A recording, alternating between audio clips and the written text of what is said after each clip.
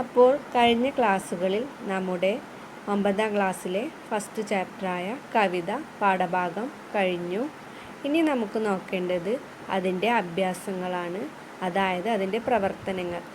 ആദ്യം നമ്മൾ നോക്കേണ്ടത് അതിൻ്റെ നൈ ശബ്ദ് ഒരു നോട്ടിലേക്ക് വൃത്തിയായി എഴുതുക എന്നതാണ്, അതായത് പുതിയ വേർഡ്സ്. അത് നമ്മളെല്ലാവരും പാഠഭാഗം എടുക്കുമ്പോൾ തന്നെ എഴുതിയിട്ടുണ്ടാവുമെന്ന് വിചാരിക്കുന്നു.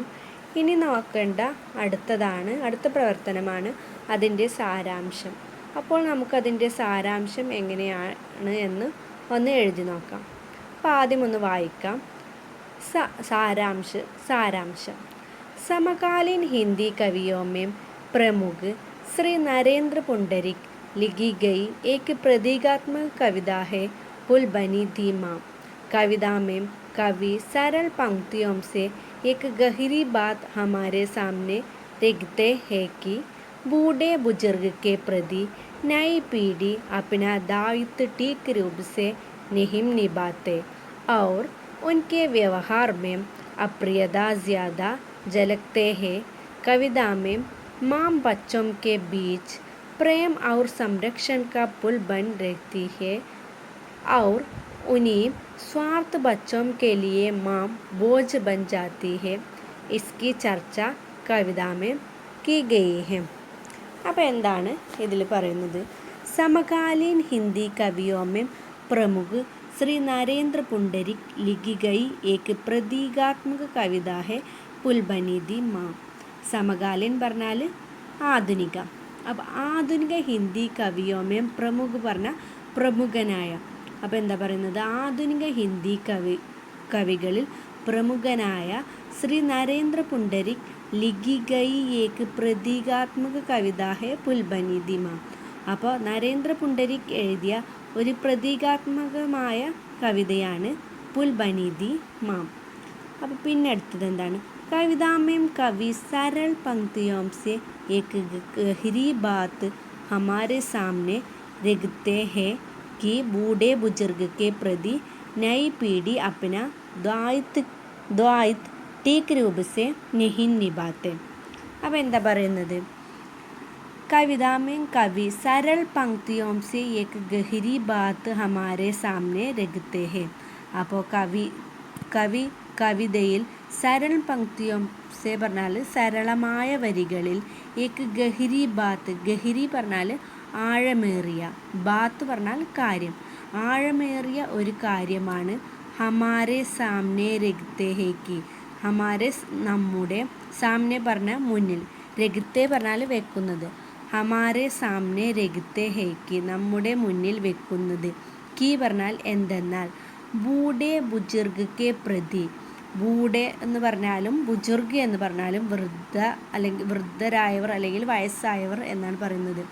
ബൂഡെ അല്ലെങ്കിൽ ബുജുർഗ് വയസ്സായവർക്ക് പ്രതി ഇടയിൽ നൈ പീഡി അപ്പിനെ ദ്വായിത്ത്, നൈ പീഡി പറഞ്ഞാൽ പുതിയ തലമുറ, നൈ പീഡി പറഞ്ഞാൽ പുതിയ തലമുറ, അപ്ന ദ്വായിത്ത്, അപ്ന പറഞ്ഞാൽ തൻ്റെ, ദായിത്ത് പറഞ്ഞാൽ ഉത്തരവാദിത്യം, ടീക്ക് രൂപ് സെ നെഹിം നിബാത്തെ, ടീക്ക് പറഞ്ഞാൽ ശരിയായ, രൂപ് സെ നെഹിം നിബാത്തെ നിബാത്തെ പറഞ്ഞാൽ ചെയ്യുന്നു, നെഹിം നിബാത്തെ പറഞ്ഞാൽ ചെയ്യുന്നില്ല. അപ്പോൾ എന്താ പറയുന്നത്? വയസ്സായവരുടെ ഇടയിൽ ഇപ്പോഴത്തെ പുതിയ തലമുറ അതായത് പറഞ്ഞാൽ എന്താണ് പറഞ്ഞത്? ഉത്തരവാദിത്തം ശരിയായ രീതിയിൽ നിബാത്തെ നെഹിം നിബാത്തെ പറഞ്ഞാൽ ചെയ്യുന്നില്ല. ഔർ ഉൻകെ വ്യവഹാർ മേം. അപ്പോൾ എന്താ പറയുന്നത്? വ്യവഹാർ പറഞ്ഞാൽ പ്രവൃത്തി. അപ്പോൾ എന്താ പറയുന്നത്? ഉൻകെ വ്യവഹാർ മേം അവരുടെ പ്രവൃത്തിയിൽ അപ്രിയത ജ്യാദ ജലക്തേ ഹേ. അപ്പോൾ എന്താ പറയുന്നത്? അപ്രിയത പറഞ്ഞാൽ താല്പര്യമില്ലായ്മ, ജലക്തേ പറഞ്ഞാൽ പ്രതിധ്വനിക്കുക. അപ്പോൾ ഉൻകെ വ്യവഹാർ മേം അപ്രിയത ജ്യാദ ജലക്തേ ഹേ അവരുടെ പ്രവൃത്തികളിൽ എന്താണ്? അപ്രിയത അതായത് താല്പര്യമില്ലായ്മയാണ് പ്രതിധ്വനിക്കുന്നത്. ജലക്തേ ഹേ പറഞ്ഞാൽ പ്രതിധ്വനിക്കുന്നത്. കവിതാമേം കവിതയിൽ മാം ബച്ചോം കെ ബീച്ച് പ്രേം ഔർ സംരക്ഷൺ കാ പുൽ ബനി രഹ്തി ഹെ. അപ്പോൾ കവിതയിൽ അമ്മ കുട്ടികൾക്കിടയിൽ ഒരു സ്നേഹത്തിൻ്റെയും അതേപോലെ സംരക്ഷണത്തിൻ്റെയും ഒരു പാലമാണ് നിർമ്മിക്കുന്നത്. ഔർ ഉനീം പക്ഷെ അവരെന്താണ് ചെയ്യുന്നത്? ഉനീം സ്വാർത്ഥ ബച്ചോം കെ ലിയെ മാം ബോജ് ബൻ ജാത്തെ ഹെ. അപ്പോൾ അവർക്കെന്താണ് ഈ ഇപ്പോഴത്തെ സ്വാർത്ഥരായ മക്കൾക്ക്, സ്വാർത്ഥ പറഞ്ഞാൽ സ്വാർത്ഥർ, ബച്ചോം കെ ലിയെ മാം ബോജ് ബൻ ജാത്തി ഹെ. ബോജ് പറഞ്ഞാൽ ഭാരം. ഈ സ്വാർത്ഥരായ മക്കൾക്ക് അമ്മയൊരു ഭാരമായിട്ടാണ് മാറുന്നത്. ഇസ്കി ചർച്ച കവിതാമേ കി ഗയി ഹെ. ഈ ചർച്ചയാണ് കവിതയിൽ ഉൾപ്പെട്ടിട്ടുള്ളത്. അപ്പോൾ എന്താണ് ഇതിൻ്റെ ഒരു മൊത്തത്തിലുള്ള അർത്ഥം എന്ന് പറഞ്ഞാൽ, സമകാലീന ആധുനിക ഹിന്ദി കവികളിലെ ഒരു പ്രമുഖനായ കവിയാണ് ആര്? നരേന്ദ്ര പുണ്ടരിക്. അദ്ദേഹം എഴുതിയ ഒരു പ്രതീകാത്മകമായ ഒരു കവിതയാണ് പുൽബനീതി മാം. ഈ കവിതയിൽ കവി എന്താണ് പറയുന്നത്?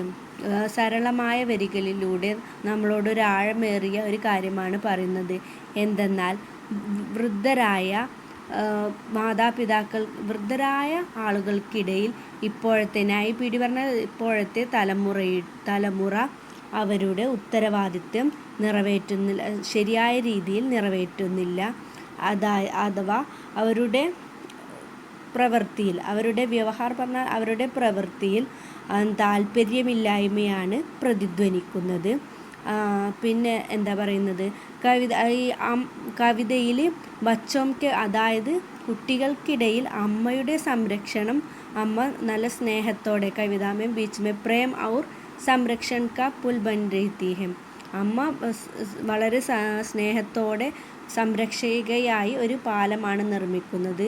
ലേക്കിൻ പക്ഷേ ഈ സ്വാർത്ഥരായ മക്കൾക്കിടയിൽ അവരൊരു ഭാരമായിട്ടാണ് മാറുന്നത്. ഇസ്കി ചർച്ച കവിതാമേ കി ഗയി ഹെ. ഈ ചർച്ചയാണ് ഈ കവിതയിൽ പറയുന്നത്.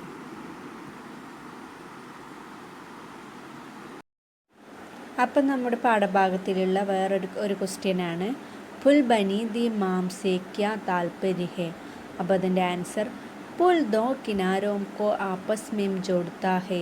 माम परिवार के हर सदस्य को आपस में जोड़ने वाली प्यारी कड़ी थी, इसलिए माम को पुल कहा गया है. അപ്പോൾ എന്താണ് പറയുന്നത്? പുൽ ദോ കിനാരോം കോ ആപ്പസ് മേം ജോഡ്താ ഹെ.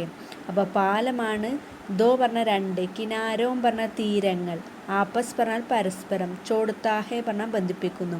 അപ്പോൾ പാലമാണ് രണ്ട് തീരങ്ങളെ തമ്മിൽ ബന്ധിപ്പിക്കുന്നത്. അടുത്ത വരി, മാം പരിവാർ കെ ഹർ സദസ്യക്കോ ആപ്പസ് മേം ചോഡ്നെ വാലി പ്യാരി കടി ദി. അപ്പോൾ ഇപ്പോൾ എന്താ പറയുന്നത്? അമ്മയാണ് പരിവാറിലെ, അതായത് കുടുംബത്തിലെ എല്ലാ ആളുകളെയും തമ്മിൽ ആപ്പസ് മേം പരസ്പരം ചോഡ്നെ വാലി പ്യാരി കടി ദി. കടി പറഞ്ഞാൽ ചങ്ങല. അപ്പോൾ അമ്മയാണ് കുടുംബത്തിലെ എല്ലാവരെയും തമ്മിൽ ബന്ധിപ്പിക്കുന്ന ഒരു സ്നേഹം നിറഞ്ഞ ഒരു ചങ്ങലയായി പ്രവർത്തിക്കുന്നത്. കടി പറഞ്ഞ ചങ്ങല. ഇസ്ലിയെ മാം കോ പുൽ കഹാ ഗയാ ഹെ. അപ്പോൾ അതുകൊണ്ടാണ് അമ്മയെ പുൽ എന്ന് പറയും.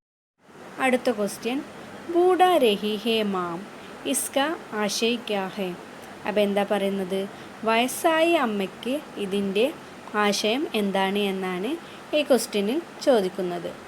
അപ്പോൾ അതിൻ്റെ ആൻസർ വരുന്നത്, माम अपने बच्चों के बीच पुल दी, प्यार और सहानुभूति से भरा पुल, लेकिन धीरे धीरे माम दुर्बली बन गई और आवाज़ भी दुर्बल हो गई.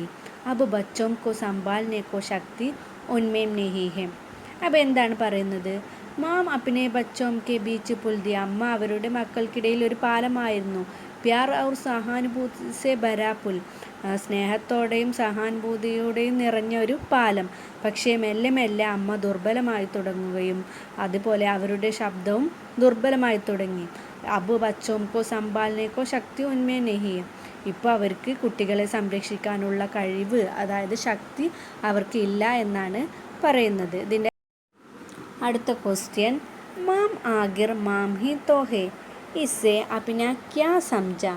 അപ്പോൾ അമ്മ അവസാനം വരെയും അമ്മയാണ്. ഈ ഒരു വരിയിൽ നിന്ന് നിങ്ങൾക്ക് എന്താണ് മനസ്സിലായത് എന്നാണ് അടുത്ത. അപ്പോൾ അതിൻ്റെ ആൻസർ, മാം കാ മൻ ഹമേശ അപ്നെ ബച്ചോം കി ഭലായി ചാഹ്താ ഹേ. മാം കബി ഭി അപ്നെ ബച്ചോം കോ മുസീബത്ത് മേ ഡാൽനാ നഹീം. അപ്പോൾ അമ്മ എപ്പോഴും അവരുടെ മക്കളുടെ നല്ലതിന് വേണ്ടിയാണ് ആഗ്രഹിക്കുന്നത്. അമ്മ ഒരിക്കലും അവരെ മുസീബത്തിൽ കൊണ്ട് ഇടില്ല എന്നാണ് ഇതിൽ പറയുന്നത്. അപ്പോൾ ഇതാണ് ഇതിൻ്റെ. അപ്പോൾ ഇത്രയും ക്വസ്റ്റ്യൻസാണ് നമ്മുടെ പാഠഭാഗത്തുള്ളത്. അതിൻ്റെ എല്ലാത്തിൻ്റെയും ആൻസേഴ്സും ഇതിലുണ്ട്. ഇതുപോലെ നമ്മുടെ എക്സാമിന് നമുക്ക് ചോദിക്കുന്നത്, നമ്മൾക്ക് 5 പാരഗ്രാഫാണ് നമ്മുടെ പാഠഭാഗത്തുള്ളത്. അതിൽ നിന്ന് ഏതെങ്കിലും ഒരു പാരഗ്രാഫ് വന്നിട്ട് ആ പാരഗ്രാഫിൻ്റെ ഒന്നില്ലെങ്കിൽ ആശയം എഴുതാൻ, അല്ലെങ്കിൽ ഇപ്പോൾ ഉദാഹരണത്തിന് ഉത്തർ ഗയി ഹേ മാം, ഇതിൻ്റെ മത്ലബ് ക്യാ ഹേ, അങ്ങനെയൊക്കെയുള്ള ഓരോ ക്വസ്റ്റ്യൻസാണ് ചോദിക്കുക. പിന്നെ അതേപോലെ നമ്മൾ ആശയം എഴുതുമ്പോൾ ആദ്യം ഇത് എഴുതിയ കവിയുടെ കുറച്ചൊക്കെ കാര്യങ്ങൾ എഴുതണം. ഇതാരാണ് എഴുതിയത്, എന്താണെന്നൊക്കെ. പിന്നെ നിങ്ങൾ ഇതിലത്തെ ഈ ആശയം ഒക്കെ പാടെ കൂട്ടിയിട്ട് ഉള്ള ആൻസർ എഴുതുക. അങ്ങനത്തെ ക്വസ്റ്റ്യൻസ് ആയിരിക്കും ഈ പാഠഭാഗത്തുനിന്ന് നമുക്ക് ഉണ്ടാവുക. അപ്പോൾ ഓക്കെ, ഈ ചാനൽ നിങ്ങൾ ഇഷ്ടപ്പെട്ടാൽ ലൈക്ക് ചെയ്യുക, ഷെയർ ചെയ്യുക, സബ്സ്ക്രൈബ് ചെയ്യുക, കമൻറ്റ് ചെയ്യുക. Thank you for watching.